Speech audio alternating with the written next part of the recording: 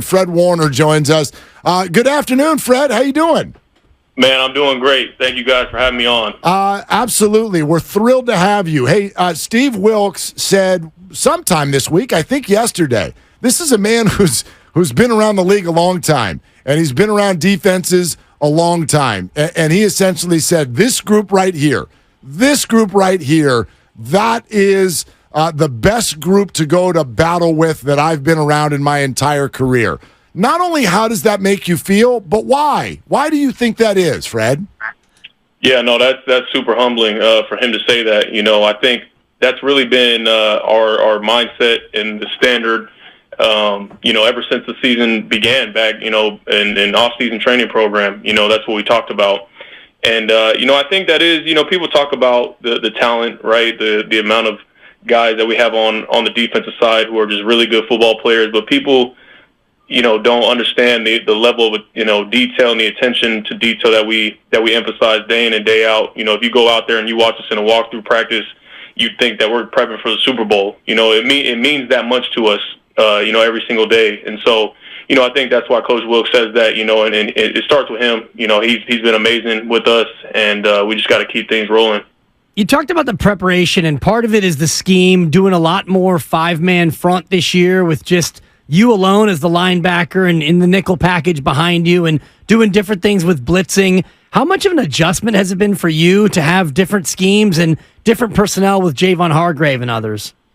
Yeah, no, it's been a super easy transition, and that's kudos to Coach Wilks and him coming in and being the guy to say, you know what, I've ran a certain scheme my whole career, but I'm going to come in, I'm going to adopt what you guys have done here, with the Niners. And so, I love the way that he coaches, the way that he's brought his own flavor to the defense. I think it's been a smooth transition. You talk about some of the guys we added, and I think everybody's kind of meshed really, really well. And obviously, the season's young. We still have a lot of room for improvement, and I think we're for sure an unfinished product.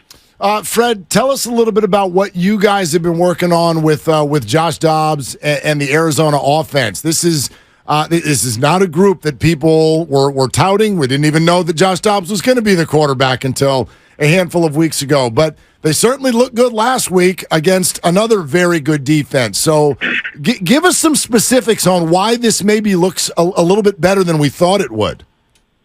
Yeah, I think, you mentioned it. I think people were counting them out, obviously, before the season even started. And, I think people were saying that because their franchise quarterback was hurt. He was going to be out for a good amount of the start of the season.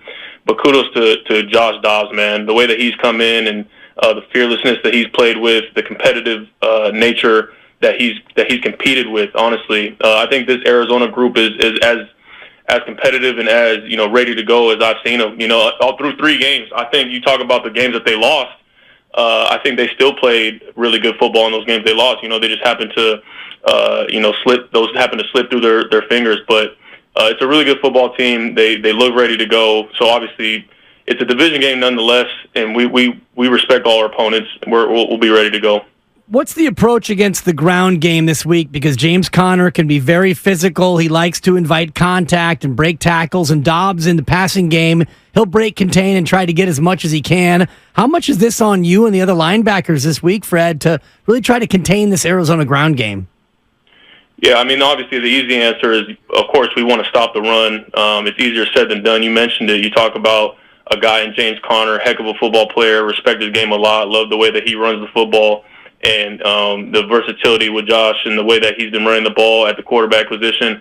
I don't know if it's fully on the linebackers. I honestly think it's going to take all 11, doing their job, playing and play out, knowing where everybody's supposed to be, and we got to swarm. We got to get to the football. It can't just be one-on-one tackles all day. We need everybody hunt to the football.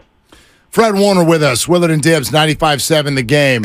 Fred, can you take our listeners back to what's now become a famous story from training camp last year? Brock Purdy was behind you and Trent Williams. Overhearing you compliment him, you didn't know that he was right behind you.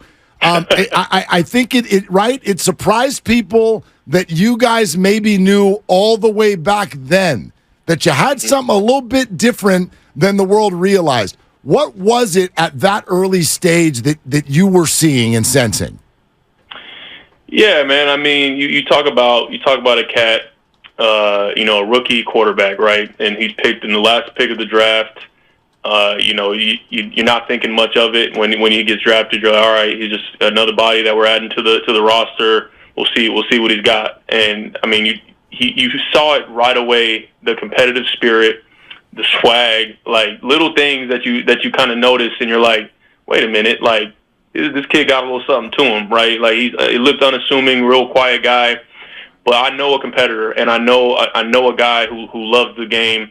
And really takes it serious when I see it, because I feel like I have that same spirit in myself. And so when I seen it in him, I'm not going to sit here and say I knew Brock Purdy was going to become what he has become. I think he's surpassed all expectations, but you knew right away that he had something to him. And I think, I didn't know that he overheard me and Trent talking about him, but there was a buzz about him early on. And, I really am happy to see him flourish in our offense and be our captain, of the team and on the offensive side, and continuing to grow and get better as a young player. Fred, if you want to take credit for it, you can, because we all take credit for everything in the media. So if you want to say that you had the Brock Purdy thing first, you can. Right? No, I can't own that one. Okay, I was giving you the layup if you wanted. Thank you. Fred Warner here on 95.7 The Game. I know when you're off the field on defense and Brock Purdy and the fellas are out there, you're probably on the sideline and going over film, but do you ever get a chance to catch a glimpse of everything they have going on with George and Brandon and Debo and Christian, and just how much that offense hums? Of course. And, people probably think that we are busy, talking about scheme and looking at iPads, but in reality, I'm sitting there, I'm glued watching the field when the offense is out there.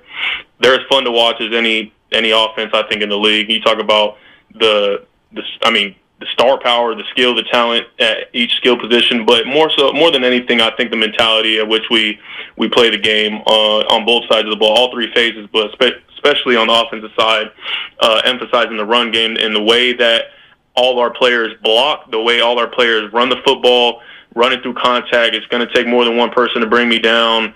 We're finishing all our blocks. Like everything that they do on that side is so fun to watch.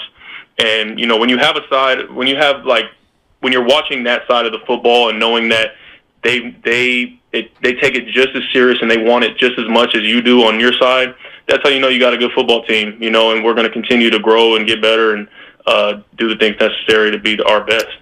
Fred, you have been a part of some really good defenses on this team the last few years. How does this one stack up to those? I don't want to put too many expectations or compare. I think every year is so different. Even with a lot of the same players. I think last year was such a special year in us. Being the number one defense, and D'Amico leaves. We add a couple pieces. The fun thing is that every single year you start back at ground zero. It doesn't matter what you did last year. It's all about where you're at right now. What have you done for me lately, league? And I think that's what's fun about it, being able to build and grow as a group. And I think this group could be as good as any of them or better. But it's all about how you compete throughout the season and get better. Because the defense that we are right now is not what we're going to be later on in the season. I want us to continue to chase perfection and continue to be as dominant as we can as a group, and that's all that matters. Good way to say it. Yeah, building blocks still happening. Hey, keep it up. One of 3-0 teams out there. Fred, wonderful to have you today. Thank you so much for taking a few minutes, man. Yeah, you got it, man. I appreciate you guys.